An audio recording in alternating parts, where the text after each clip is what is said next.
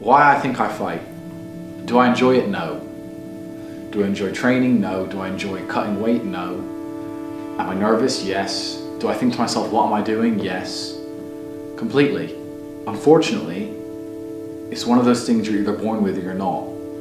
And the only way I can explain it, to try and make it make any sense, is that if I'm not doing something which is either extremely difficult or extremely stressful, I'm in a perpetual state of crippling boredom. I can't explain it. I see other people live their lives and they're like, oh, I can't wait for the weekend because I want to watch this movie.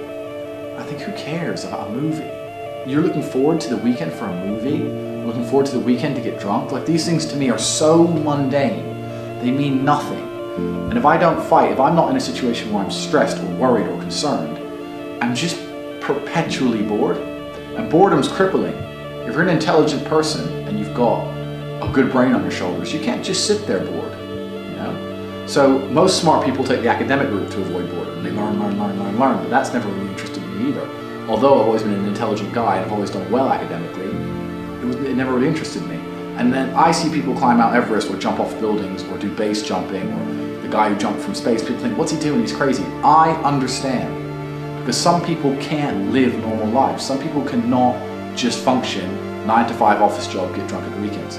That is not for some individuals, and it's not for me. So I have to find something which keeps me physically tired enough to stop me going AWOL, and mentally tired enough. And I've chosen fighting, because without this, when I'm not in training, I wake up every day and think, okay, what am I gonna do today? It's 9 a.m. on a Tuesday, I'm bored, everyone's at work, I'm bored, and I'll end up doing something crazy. I'll either end up drunk or on the Eurostar, or, you know, it's just a random lifestyle, because I'm constantly looking for never-ending entertainment, and it doesn't exist. I think the only thing that could stop me fighting is if I had enough money to constantly entertain myself. Unless I'm a billionaire, I need something that keeps me focused and keeps me occupied in life. With fighting, I have to train twice a day, and I have to train hard, and the stress it brings in every aspect can replace fun, and my mind is occupied. It occupies me. It's the only way I can try and explain it. It occupies me, and I could never stop doing this even if I lost 100 fights, because I'm not built to live a normal existence. I can't do it. I couldn't just have a kid with some girl and sit at home and work a little bit and relax. I've never relaxed in my entire life. I don't know what relaxing is. It's just not me.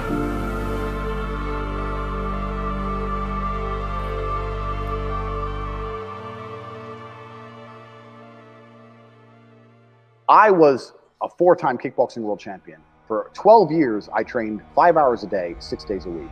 And I was motivated to train probably about 25% of the time. The rest of the time I went because I am disciplined. You don't feel like going through that shit on a Wednesday morning when you wake up, but you have to do it because you're disciplined. You're either a disciplined individual or you are not a disciplined individual. There's a difference between want and want. And I say this all the time. People say to me, I want to be rich. And I say, okay, well, I want to be able to ice skate, but I don't want to be able to ice skate enough to go learn how to ice skate because I can't be bothered. I mean, surely if I could click my fingers and be a figure skater, I'd click my fingers. Who wouldn't? But I don't want to actually go train because I don't want it enough. And this is the exact point with money. Everyone wants money put on their lap. If you truly wanted money, you wouldn't be able to sleep until you fucking had it. And this is the point. Because when I had nothing, I couldn't be distracted. You couldn't distract me from what I wanted. That's who I am. If I want something, I'm going to get it. I do not need to be motivated. I'm a disciplined person. If I allocate X amount of time to work, I'm going to do it. But that is the bottom line answer. It's discipline. You're going to have to work when you don't feel like working. That's how it's going to have to be, or you're never going to be eating. One of the only things in this world you can control is your state of mind. You can't control the weather. You can't control other people. You can't even control your health. You might get a brain hemorrhage, or you might get hit by a bus. One of the very few things in the world you have genuine control over is your state of mind. You decide if you're a disciplined person. You decide if you're a happy person. You decide if you're a depressed person. These are things that in real time you can affect in your brain. This is all you can control on Earth. If you can't control that, then you're just a feather in the wind. And life's gonna blow you around, and you might land somewhere good, you might land in dog shit, nobody knows. Your state of mind is what you should be able to control. If you can't wake up and say, today I'm making some money, and actually try your very, very best, and actually stay dedicated to that task. If you can't do that, you're fucked. Every man understands you shouldn't be complaining about things you cannot change. You have to play the cards you're dealt.